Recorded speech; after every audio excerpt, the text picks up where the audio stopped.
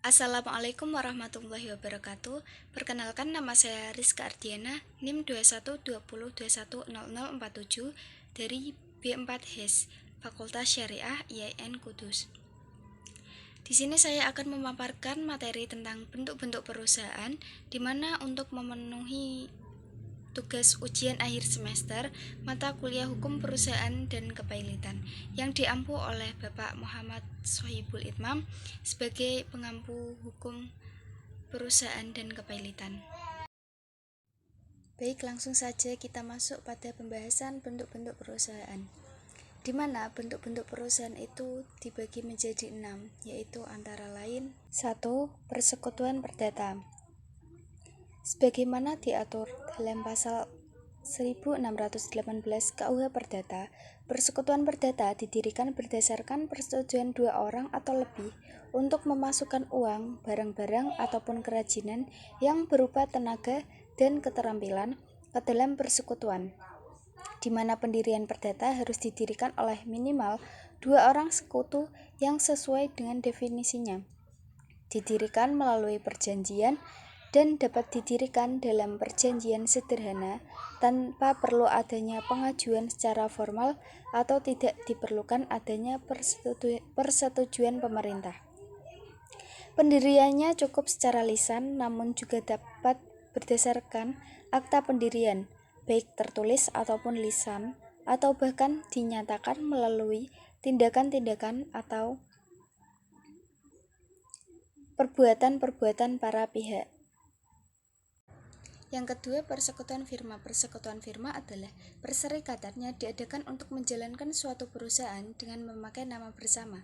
Pasal 16 KUHD, firma berarti nama bersama, yakni nama seorang sekutu yang dipergunakan menjadi nama perusahaan. Namun, dalam praktiknya bisa salah satu nama seorang sekutu. Pendirian persekutuan dengan firma sebenarnya tidak terikat dengan bentuk tertentu, artinya ia dapat didirikan secara lisan maupun tertulis, baik dengan akta autentik maupun dengan akta di bawah tangan. Namun di dalam praktiknya masyarakat sering menggunakan akta autentik atau akta notaris karena erat kaitannya dengan masalah pembuktian. Di dalam pasal 22 KUHD disebutkan bahwa persekutuan dengan firma harus didirikan dengan akta autentik. Tetapi ketiadaan akta tersebut tidak boleh dikemukakan sebagai dalih yang dapat merugikan pihak ketiga.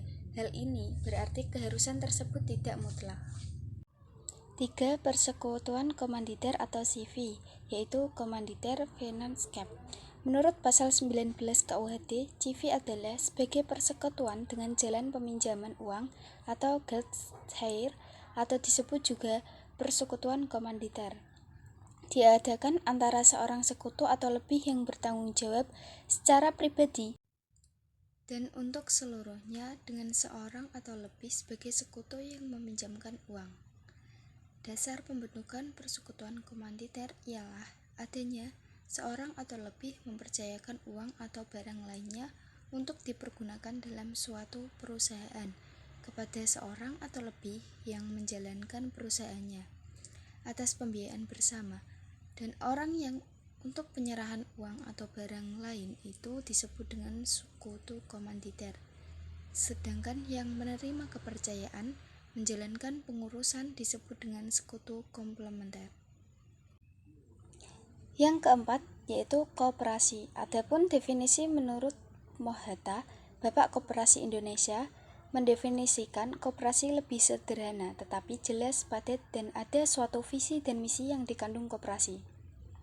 Beliau mengatakan, koperasi adalah usaha bersama untuk memperbaiki nasib penghidupan ekonomi berdasarkan tolong-menolong.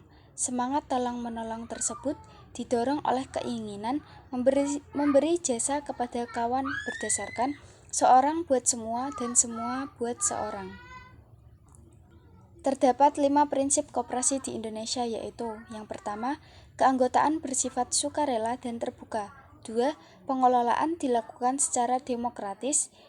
Yang ketiga, pembagian sisa hasil usaha atau SHU dilakukan secara adil sebanding dengan besarnya jasa usaha masing-masing anggota. Yang keempat, pemberian balas jasa yang terbatas terhadap modal. Yang kelima, kemandirian. 5. Yayasan.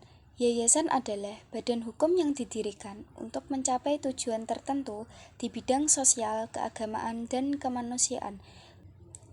Pendirian yayasan diawali dengan pemisahan harta kekayaan pendiri untuk dimasukkan sebagai modal awal yayasan.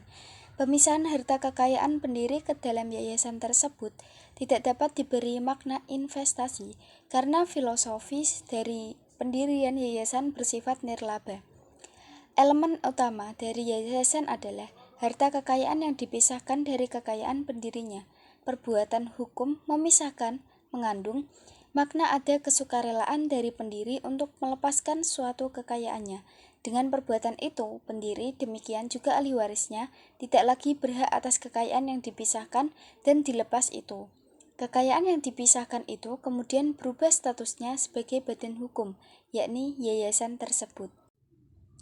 Yang terakhir yaitu Badan Usaha Milik Negara atau BUMN. Pengertian BUMN itu sendiri adalah diatur dalam undang-undang, tepatnya pada Undang-Undang Nomor 19 Tahun 2003 Pasal 1. Dalam pasal tersebut disebutkan jika badan usaha milik negara merupakan sebuah badan usaha yang seluruh atau sebagian modalnya dimiliki oleh pemerintah. Dari modalnya sendiri diperoleh melalui penyertaan langsung yang berasal dari kekayaan negara dan sengaja dipisahkan. Dalam pasal tersebut juga disebutkan jika kegiatan utama badan usaha milik negara adalah mengelola cabang-cabang produksi yang penting bagi negara dalam rangka mewujudkan kemakmuran rakyat. Sekian dan terima kasih atas pemaparan materi saya. Mohon maaf apabila ada kesalahan dan kekurangan kata. Billahi taufiq wal hidayah. Wassalamualaikum warahmatullahi wabarakatuh.